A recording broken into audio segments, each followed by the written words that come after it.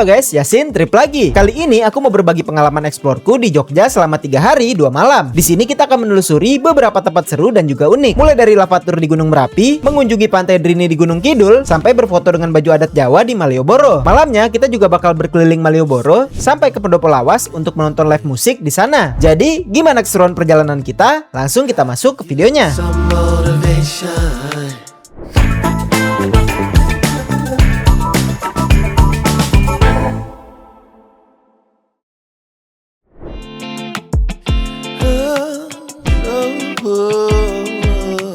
Oke guys, kali ini kita berangkat dari Jakarta menuju Jogja menggunakan kereta ekonomi Bengawan. Harga tiketnya cukup ramah di kantong, cuma sekitar 74.000 per orang. Kita berangkat dari stasiun Pasar Senen pada pagi hari dan tiba di stasiun Lempuyangan Yogyakarta menjelang malam. Meskipun termasuk salah satu kereta tujuan Jogja dengan harga tiket paling murah saat ini, fasilitas yang tersedia di kereta ini ternyata sudah cukup lengkap untuk perjalanan jauh. Mulai dari toilet yang memadai, AC dan stop kontak di dalam kereta, sampai adanya kantin dan penjual makanan berkeliling yang siap menemani perjalanan kita. Dan akhirnya setelah menempuh perjalanan seharian, kita pun sampai di Jogja. Karena nggak mau membuang waktu, kita langsung menuju destinasi pertama kita, yaitu kawasan Malioboro, untuk mulai berkeliling dan menikmati suasana khas Jogja.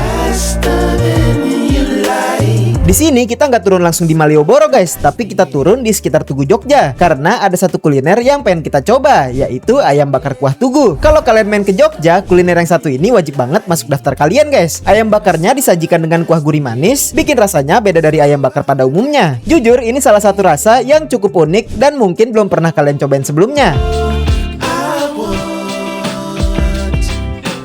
Setelah puas makan, kita lanjut berjalan menuju Malioboro.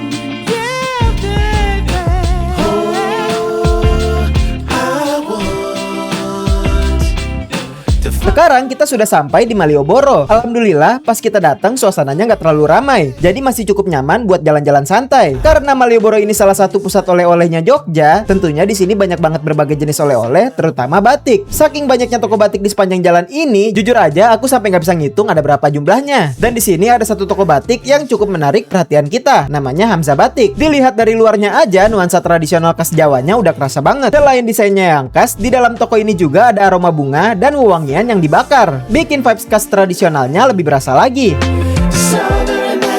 Selain jadi tempat berburu oleh-oleh, buat kalian yang pengen keliling kota Jogja, di sini juga tersedia beberapa transportasi tradisional. Mulai dari delman sampai beca, semuanya siap nganterin kalian menikmati suasana khas Jogja dari sudut yang berbeda.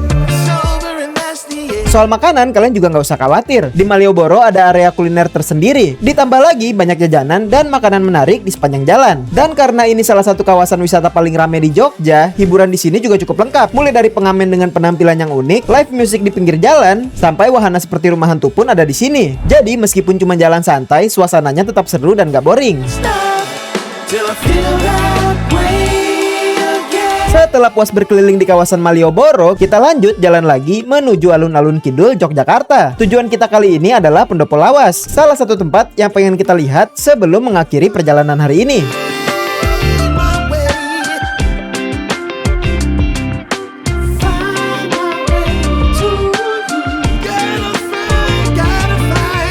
Sekarang kita sudah sampai di Pendopo Lawas. Di sini kita bisa menikmati suasana malam Jogja sambil ditemani live musik dan berbagai pilihan jajanan yang ada. Kita pun menikmati waktu di sini sampai larut malam. Saya belum akhirnya memutuskan buat pulang dan beristirahat untuk melanjutkan perjalanan besok.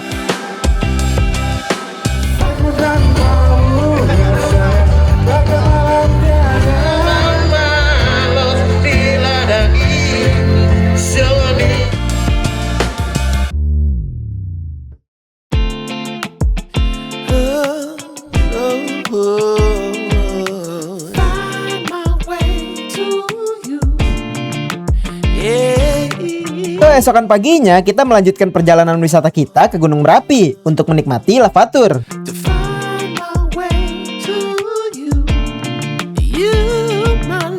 Di lokasi kita sudah ditunggu oleh jeep yang udah kita sewa sebelumnya. Di sini kita langsung memilih tempat duduk, menggunakan pengaman dan bersiap untuk memulai perjalanan seru hari ini. I could use some motivation, but I know how I feel.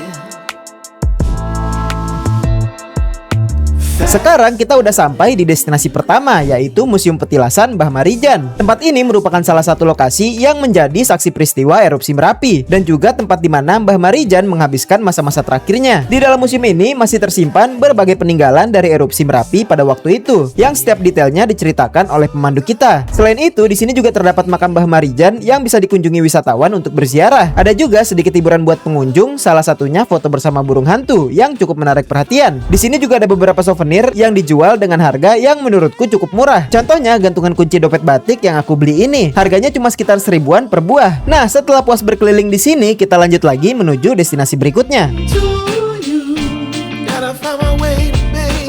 Destinasi kedua kita adalah spot foto dengan pemandangan gunung berapi. Di sini kita dikasih waktu buat berfoto-foto dengan background terbaik yang dipilih langsung sama pemandu kita. Dan kira-kira kayak gini nih hasil fotonya, guys.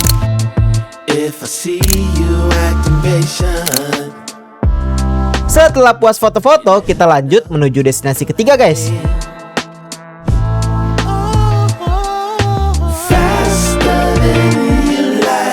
Destinasi ketiga kita adalah Bunker Kali Adem. Tempat ini juga menjadi salah satu saksi dari dahsyatnya erupsi gunung berapi di masa lalu. Di balik bunker ini ada cerita yang cukup menyentuh. Dulu sebelum erupsi terjadi, ada 2 relawan yang sedang memantau aktivitas Merapi di sekitar lokasi ini dan akhirnya menjadi korban dari erupsi tersebut. Cerita lengkapnya sebenarnya dijelaskan langsung oleh pemandu kita selama perjalanan. Kalau kalian penasaran dan ingin tahu lebih detail, kalian bisa cek video lengkapnya ya. Linknya ada di pojok kanan atas.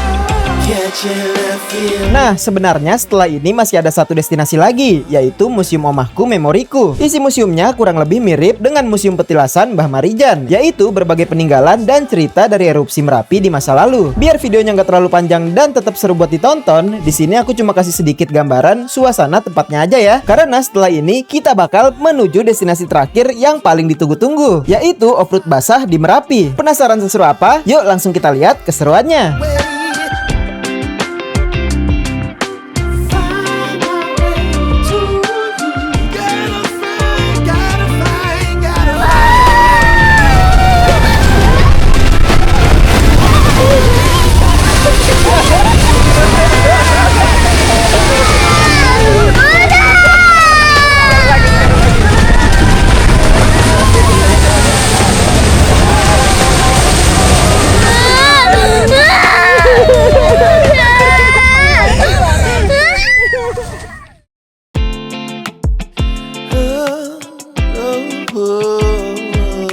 Keesokan paginya kita kembali ke Malioboro, guys. Tapi kali ini bukan buat jalan-jalan atau kulineran, melainkan buat foto pakai baju adat Jawa di Rusli Jasa Foto Malioboro. Di sini tersedia banyak pilihan baju adat Jawa, mulai dari ukuran anak-anak sampai dewasa. Menariknya lagi, paket yang mereka tawarkan juga udah termasuk fotografer. Jadi kita tinggal datang dan siapin gaya aja. Kalau mau hasil yang lebih menarik, tersedia juga berbagai properti tambahan seperti payung dan aksesoris lainnya. Nah, karena pas kita datang suasananya lagi rame, jadi kita harus antri dulu nih, guys. Padahal kita udah booking secara online sebelumnya. Tapi ternyata tetap harus nunggu giliran ya.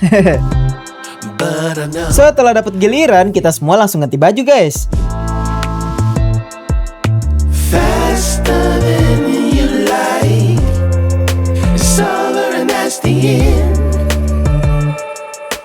Dan lanjut berjalan menuju spot fotonya.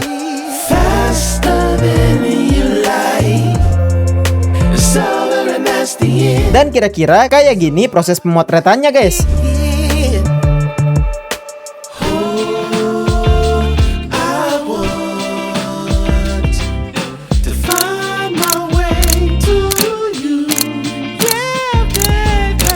Setelah puas foto-foto, kita langsung jalan lagi, guys. Karena ini hari terakhir kita di Jogja, jadi kita ingin memanfaatkan waktu yang ada sebelum pulang. Dan sekarang saatnya menuju destinasi terakhir kita, yaitu Pantai Drini.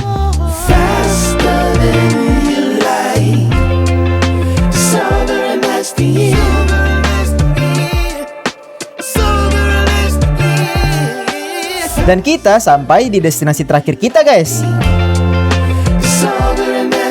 Pantai Drini ini termasuk salah satu pantai yang cukup ikonik di Jogja, guys. Yang bikin unik, pantai ini seolah terbagi menjadi 2 sisi karena adanya Pulau Karang Drini di tengahnya. Nah, karena ombak di sini cukup kuat dan terdapat palung laut, pengunjung disarankan untuk tidak berenang terlalu jauh dari bibir pantai. Selain itu, kawasan ini juga termasuk wilayah yang memiliki potensi tsunami atau tsunami hazard zone. Jadi tetap ikuti arahan dan peringatan yang ada di lokasi. Tapi tenang aja, buat anak-anak masih bisa main pasir dengan aman. Dan di sini banyak yang menjual alat bermain pasir juga. Kalau mulai haus, Terus ada juga beberapa kedai yang jual kelapa muda segar. Selain itu, tersedia juga penyewaan tikar dan payung pantai buat kalian yang mau santai tanpa kepanasan. Nah, daripada makin penasaran, yuk kita lihat kayak apa sih suasana keseluruhan Pantai Drini ini.